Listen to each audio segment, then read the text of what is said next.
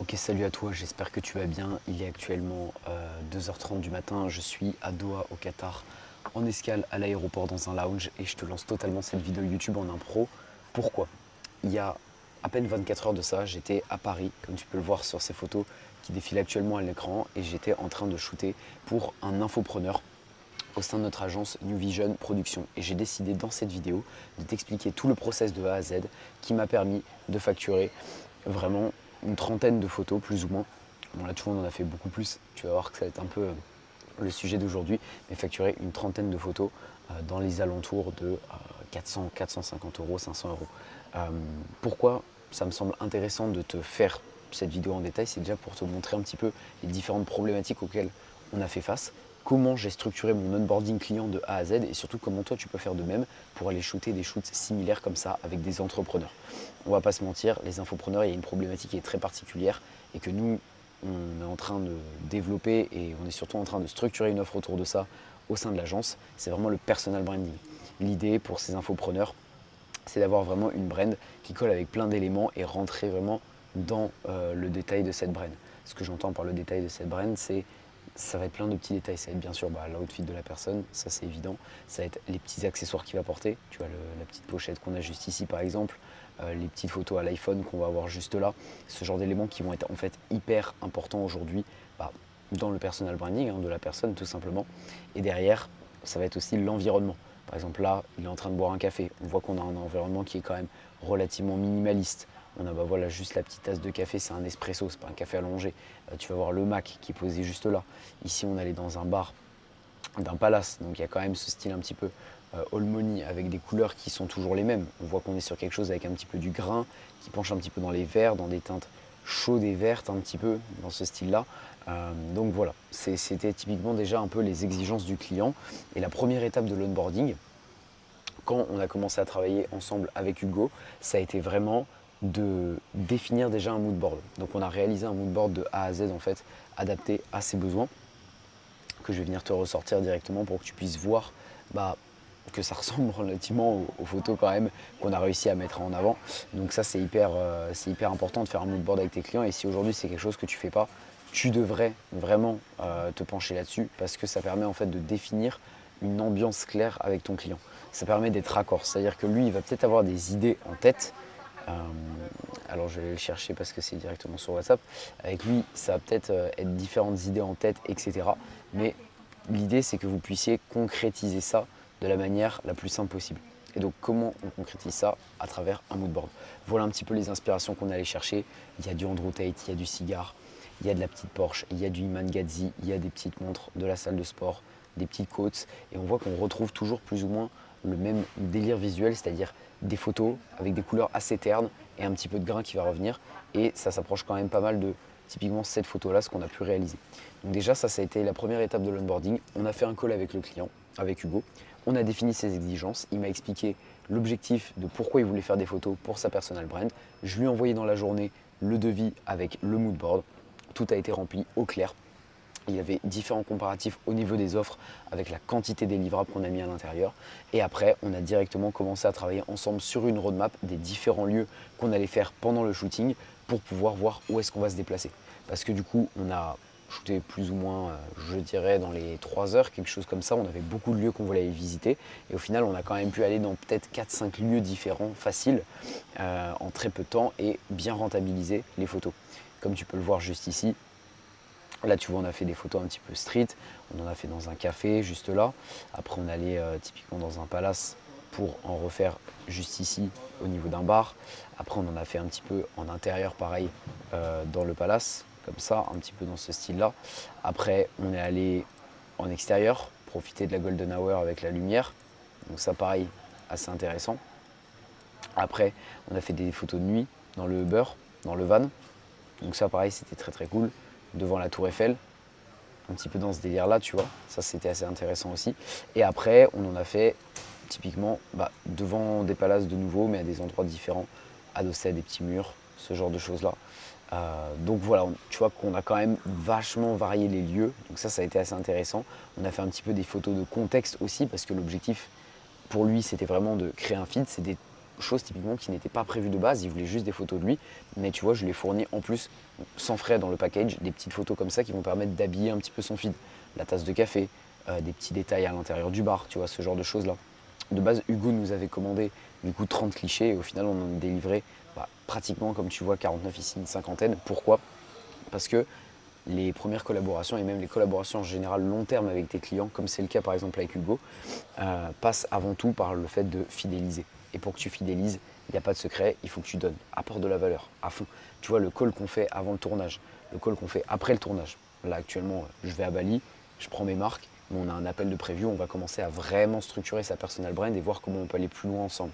Tu vois, tout ça, c'est un process qui est ultra bien défini. Il n'y a pas la place au hasard dans ce processus d'onboarding, ce genre de choses. Et aujourd'hui, le fait de définir ça, c'est quelque chose qui va être vraiment hyper important à comprendre, hyper intéressant à mettre en place, parce que tu sais que tu as un tournage qui est bien planifié, qui est bien organisé, tu as un mood board qui va être structuré, tu vas avoir une trame qui va être faite avec tous les lieux du shooting qui vont être mis en place. Et en plus de ça, derrière, toi tu sais quand même que voilà, tu vas avoir un process qui va être mis en place de fidélisation pendant le tournage et après le tournage, qui va faire que tu vas pouvoir facilement reprendre un appel avec la personne. Donc c'est pas trop un appel de onboarding, c'est plus un appel de offboarding. Je ne sais pas si on peut l'appeler comme ça, mais moi je le considère un petit peu dans cette vibe-là.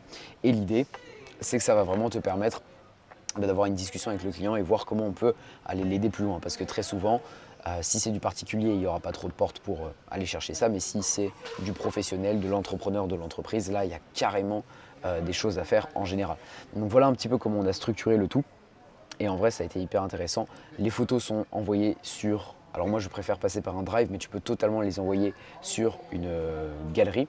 Okay, une galerie photo où le client va pouvoir par exemple choisir les clichés vraiment qu'il va télécharger, etc. Moi je préfère passer directement par un drive, je trouve que ça fait plus professionnel, moins prise de tête, et vu que je donne toujours plus des photos que pas assez, je les envoie directement. Et le plus intéressant dans tout ça, c'est que au plus on peut faire du fast delivery, au plus ça peut intéresser aussi ces gens-là. Typiquement Hugo, il avait un besoin de refaire son feed rapidement, et du coup il a payé tout simplement un upsell, un supplément, pour que je puisse les rendre en fait les photos le soir même du shooting. C'est-à-dire que quand je suis rentré directement avec lui, on s'est calé tranquillement, j'ai retouché toutes les photos one shot et il les a eu le soir même, les 50 clichés. Et tu vois, ça, tu peux le facturer aussi en upsell typiquement dans le package. Donc ne pas hésiter aussi à vraiment te positionner comme agence, même si tu es solopreneur dans la photo et la vidéo. C'est-à-dire que moi aujourd'hui j'ai un modèle d'agence avec New Vision, avec mon associé Maël, avec les prestataires qu'on engage, etc. Mais derrière, n'hésite pas à reprendre vraiment ces systèmes d'agence-là, avoir des documents d'onboarding que tu vas venir envoyer, avoir des grilles d'upsell. Tu vois, typiquement le fast delivery, hop, c'est un petit supplément que tu peux totalement facturer, tu as déjà tes tarots prédéfinis. Et je dis pas d'avoir une grille tarifaire ou quoi que ce soit. Tu sais d'ailleurs que je ne suis pas, si tu suis mes vidéos, fan de la grille tarifaire, tout simplement parce que ça bride beaucoup de portes à la personnalisation, alors que tu as des choses beaucoup plus intéressantes que tu peux faire aujourd'hui. Donc moi je suis beaucoup plus quand même fan du fait de vraiment faire du personnalisé avec un R1, un R2, où tu vas creuser les besoins de la personne, creuser le budget qu'elle a, etc. Mais proposer en supplément des upsells avec un fixe. Par exemple, X photos en plus, ça coûte tant. Le fast delivery, ça coûte tant, etc., etc. Pour moi, ça, c'est des choses qui sont vraiment hyper intéressantes. Donc, à prendre en compte aussi également dans la prestation et dans la manière dont tu vas packager en fait ton service. Parce que c'est ça qui va beaucoup jouer aussi. Comment est-ce que toi, aujourd'hui, tu vas réussir à packager ton offre? Ce qu'on entend par packager, c'est ne pas juste dire « Oh bah, je vais te faire 20 photos ». Non, évidemment. Surtout si tu travailles avec des infopreneurs, c'est le genre de choses qu'on n'a pas envie d'entendre. Comment toi tu vas packager ta prestation? Ah bah on va te faire 20 clichés premium que tu vas pouvoir choisir toi-même sur une galerie privée. Ok, la retouche, on va préparer un mood board avant pour que ça fitte exactement avec aujourd'hui ta brand qui est peut-être déjà instaurée. Si ce n'est pas le cas, on va faire un appel de consulting offert où on va faire une review de ta brand, un mood board, des couleurs, des inspirations qui te parlent pour qu'on établisse le shooting au préalable. Le mood board est offert dans la prestation et si tu souhaites un fast delivery, on peut l'ajouter directement à ton package, tu vois. Et aujourd'hui, l'objectif de partir sur cette offre avec nous, c'est de booster ta personal brand pour mieux convertir, avoir un meilleur taux de réponse dans ton setting et pouvoir obtenir plus de clients. Et tu vois, on passe de juste faire 20 photos à vraiment développer un service de qualité qui a un objectif clair derrière. Donc ça, c'est hyper important à comprendre aussi comme notion. La manière dont tu vas packager l'offre, en fait, si je résume, c'est tout simplement ça. Donc dans l'idée, voilà un peu comment nous aujourd'hui, chez New Vision, on est en train de structurer notre offre pour les infopreneurs et comment on la package et comment on met en avant une certaine promesse de vente pour que ce soit vraiment parlant aux gens. Voilà un petit peu l'idée. Après, pour parler purement de la technique, du coup, bon, tu as vu le moodboard, je l'ai montré précédemment. Moi, j'ai décidé de partir effectivement sur voilà, des teintes qui sont assez chaudes au niveau du white balance. J'ai été réglé dans les plus ou moins 5000, 4800, tu vois, juste ici. Et après, derrière, j'ai en premier temps, ça c'est toujours dans mon process de retouche classique, rééquilibrer un petit peu mon image, déjà avec des réglages de base, on va dire, comme ceci, tu vois. Et puis après, je suis parti un petit peu plus dans, pareil, un rééquilibrage au niveau des rouges, des oranges ici, avec le mélangeur de couleurs. Et après, vraiment, le tout s'est passé avec le color grading. Je suis parti un petit peu, tu vois, dans les verts, bleus, turquoise au niveau de la teinte. Et aussi avec l'étalonnage juste ici, dans les verts primaires, où j'ai poussé un petit peu la teinte et la saturation. Aussi simple que ça. Après, j'aime bien beaucoup jouer avec les masques aussi dans mes photos pour donner vraiment vie. Donc tu vois, là on est sur du masque linéaire un petit peu ici pour créer un fondu, du masque radial inversé sur le sujet pour créer un peu une sorte de vignettage mais un peu plus personnalisé. Moi j'aime bien jouer vraiment sur ces choses-là dans la retouche. Et après l'idée bien évidemment, en termes d'inspiration, c'était de varier avec aussi bien du portrait pour vraiment qu'il puisse choisir sa nouvelle photo de profil, voire même faire plusieurs photos de profil. Donc tu vois typiquement ce genre de cliché, c'est exactement ce qu'il nous fallait pour ça. Et puis après, on n'a pas hésité à faire aussi des photos prises de beaucoup plus loin. J'étais au 35, mais ça n'a pas empêché, ça n'a pas été un facteur limitant pour faire des photos un peu plus prises de loin, tu vois, justement par rapport à ça.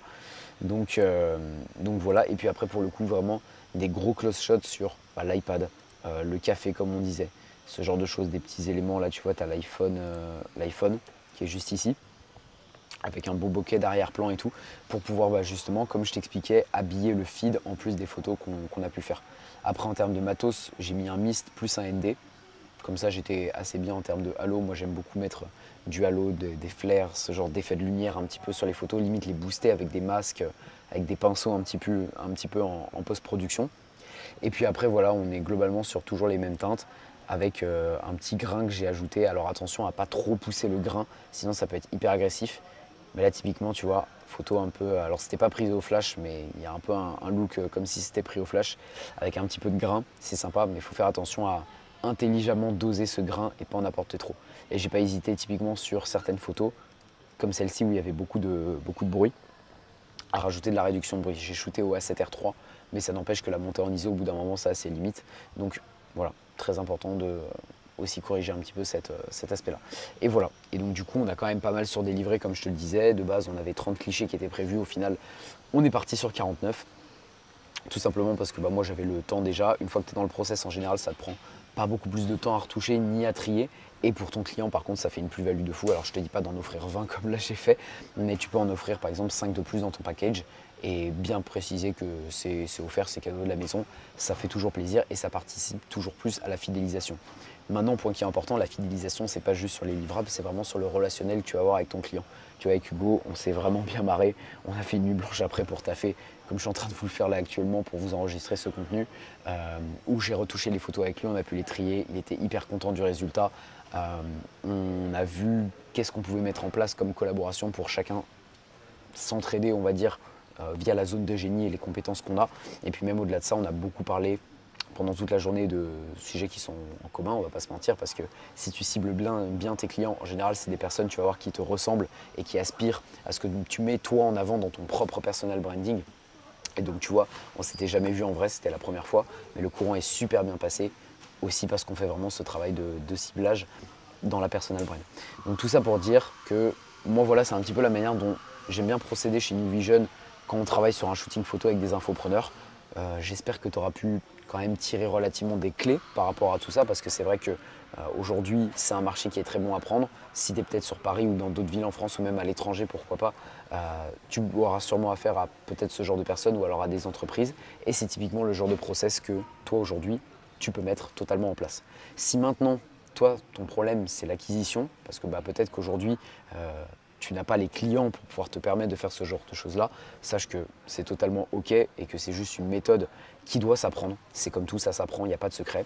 Et tu peux directement aller dans le lien qui est dans la bio, réserver un appel avec moi qui est totalement offert. C'est en fait tout simplement un one-one. On va pouvoir échanger aujourd'hui sur tes problématiques et voir si tu es éligible ou non à rejoindre l'Académie Visual Elite. Si c'est le cas, si on voit qu'on peut t'aider pendant l'appel, eh ben, écoute, on te fera une sorte de petit pitch sur l'offre pour t'expliquer en quoi ça consiste, comment on peut t'aider aujourd'hui. Si ce n'est pas le cas, on ne poursuivra pas l'appel parce qu'on ne peut pas aider tout le monde et on limite les places à environ 3 à 5 élèves qui rejoignent tous les mois pour garantir l'exclusivité du programme, étant donné que c'est vraiment un accompagnement qui est en one-to-one. Donc, ça mange pas de pain, c'est un appel qui est offert et quoi qu'il arrive, tu vas repartir avec des clés. Donc, je t'invite à le réserver. Le lien est directement en dessous. S'il n'y a pas de disponibilité, reviens dans 24 à 48 heures et tu verras qu'il y a des créneaux qui se débloqueront. Et puis moi, je t'attends de l'autre côté de la barrière. Et si ce n'est pas déjà fait, abonne-toi à cette chaîne YouTube. À très vite. C'était Noah. Salut.